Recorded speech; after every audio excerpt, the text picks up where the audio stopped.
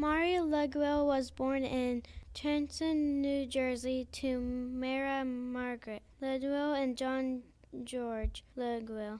She lived on her parents' farm until she got married. Molly got her nickname by carrying pitchers of cold water to soldiers to drink and to pour over their cannons to cool them down. She helped give the soldiers break by loading the cannons while they rested. Molly was married twice. Her first husband, John Hayes Worm, she had no children with. He died in 1789, and she remarried George McLean. While in the act of going to cannons, she was shot by the enemies. It passed directly between her legs without doing any damage other than carrying away all the lower part of her petticoat.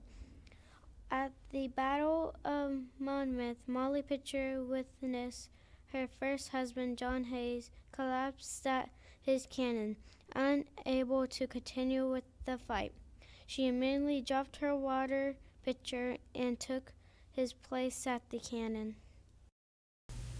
Hi, I am Molly Pitcher. In 1928, a stamp to commemorate me was created. It was to celebrate my work in the Battle of Monmouth. Martha Washington was George Washington's wife. Martha Washington was born June 2nd, 1731, Chestnut Grove, Virginia. Martha had 2 children with Daniel Parke Cuddiss. He died and left her to be a widow at age 27. She became the first of the First Ladies in 1789 until 1797. Martha Washington helped wounded soldiers in the war and was an aide. Martha died at the age of 70 from a severe fever. Hi, my name is Martha Washington, and I was George Washington's wife. I helped wounded soldiers in the Revolutionary War, and I was an aide. I was married to Daniel Parke Cuddiss before I got married to George Washington. Daniel left me to be a widow at the age of 27. I was the first of the First Ladies in 1789 through 1797. Penelope Barker was born in North Carolina in 1728. Penelope was 19 when she married her first husband, John Hodgson. He had 3 children from his previous marriage, and they had 2 more together. After John's death, she married James Craven. Penelope was known as the protester. She gathered more than 50 women to protest against taxation. She led her own Tea Party on October 25, 1774, 10 months after the Boston Tea Party. After the big protest, she sent London a proclamation saying, "A stronger woman's stance will be a stir in England." The next day, they printed it in the paper. Penelope Barker was 68 when she died in 1796. Hi, my name is Penelope Barker. The Edson Tea Party I organized is believed to be the first political action by women in the American colonies. Instead of English tea, we brewed herbal tea, which became known as Liberty Tea. Betsy Ross was born on January 1st, 1752 in Philadelphia, Pennsylvania. Her full name was Elizabeth Phoebe Grinsom. She was the 8th of 17 children and was raised by her mother and father. Some of her brothers and sisters died as infants. She was taught to sew at a young age by her Aunt Sarah Griscom. Betsy Ross had a difficult life. She was married 3 times and lost all of her husbands. 2 were killed during the Revolutionary War. When her 3rd husband died of an illness, Betsy Ross was left to run the trailer shop by herself.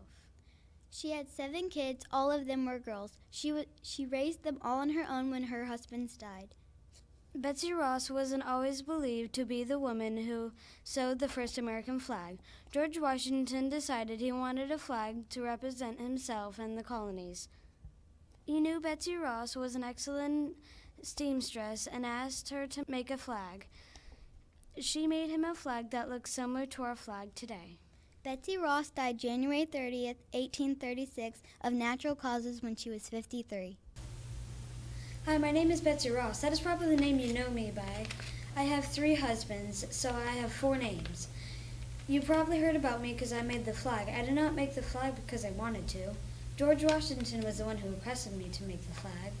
It was the first flag of the U.S. I was the one to design it and make it. The flag I made has 13 stripes and 13 5-pointed stars. I also started sewing and repairing uniforms and other items for the Continental Army. This is one of the sketches I made for the flag. I made this sketch before I started to sew the flag. Rachel and Grace Martin were sisters. Rachel was born December 14th, somewhere in the 1640s, and Grace was born September 21st, 1640. Elizabeth and Edward were their parents. Edward went to fight in the Revolutionary War, so Elizabeth took care of the girls. The 2 sisters created a plan to hold up a British courier and his 2 guards on their way to the British fort. The girls dressed in their husbands' clothes and took their pistols. In a deep, dark voice, they told 3 enemies carrying messages to halt and raise their hands. Although the 3 men had rifles with them, they were taken by surprise and surrendered right away. When they got home and walked into their kitchen, they were surprised to see their mother was feeding the same soldiers that they had just ambushed. Rachel died at the age of 60. No one knows for sure when or where Grace Martin died.